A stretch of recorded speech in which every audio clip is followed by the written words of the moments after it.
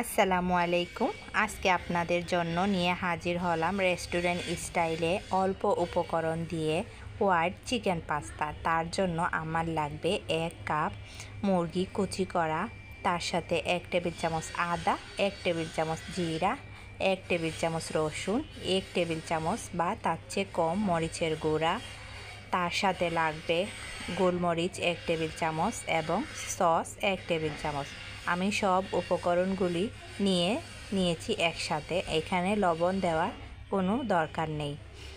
আমি এর মধ্যে 1 টেবিল চামচ সয়া সস যোগ করে দিয়েছি, তা ভিডিও অন করতে ভুলে গেছি। এবার ভালোভাবে এটা মিশিয়ে নিয়ে আমি এটা আধা ঘন্টা জন্য রেস্টে রেখে দিব।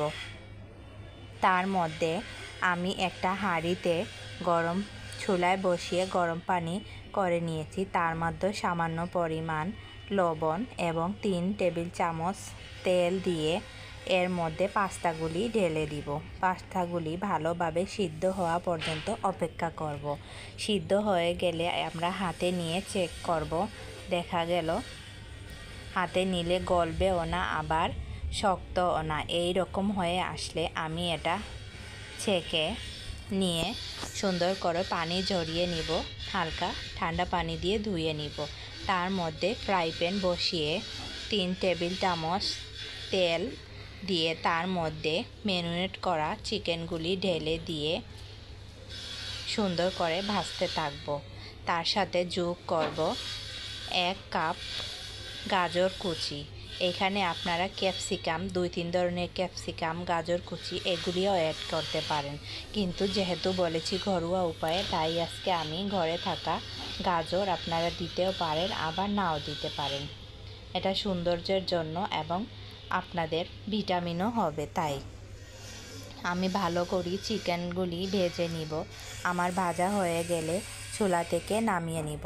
এবার আমার হোয়াইট পাস্তার জন্য লাগবে 2 কাপ দুধ, 2 টেবিল চামচ ময়দা, 2 টেবিল চামচ রসুন কুচি, 1 টেবিল চামচ বাটার, সামান্য পরিমাণ চিলি ফ্লেক্স এবং তার সাথে অ্যাড করব কড়াইয়ের মধ্যে 1 টেবিল চামচ সাদা তেল আর 1 টেবিল চামচ বাটার।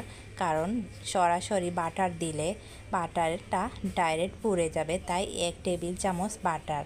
আর আপনারা চাইলে শুধু তেল দিয়েও বানাতে পারেন, কিন্তু হালকা বাটার মিক্স করলে অনেক সুস্বাদু ঘ্রাণ হয় আর আসল রেস্টুরেন্ট স্টাইলে স্বাদ পাবেন। আর আপনারা চাইলে শুধু বাটার দিয়েও করতে পারেন।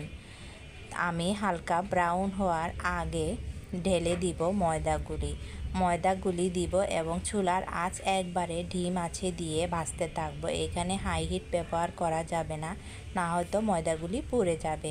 আমি সুন্দর করে ভেজে নিয়ে তার মধ্যে অ্যাড করব লিকুইড দুধগুলি আমি অল্প অল্প করে দিব আর অল্প অল্প করে মিশাতে থাকবো। একসাথে দিলে দলা পেকে যেতে পারে।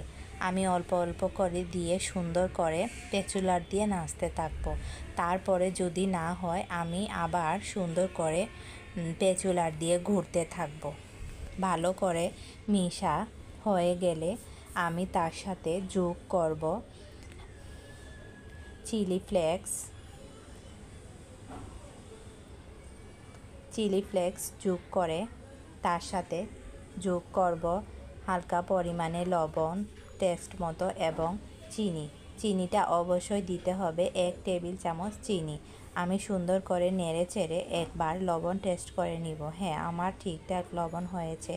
তারপর দেখেন কীরকম একটা আঠালো এবং একটু থকথকে।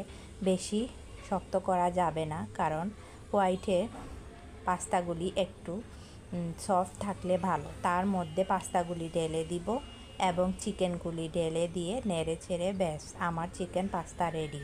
আর শুনেন, এখানে পানিটা কিন্তু বেশি শুকনা করা যাবে না, না হয়তো খেতে ভালো লাগবে না। দেখেন আমার পাস্তাগুলি এই গরম অবস্থায় কেমন ঠান্ডা হয়ে গেলে আরও শুকিয়ে আসবে। ব্যাস আমার পাস্তা রেডি।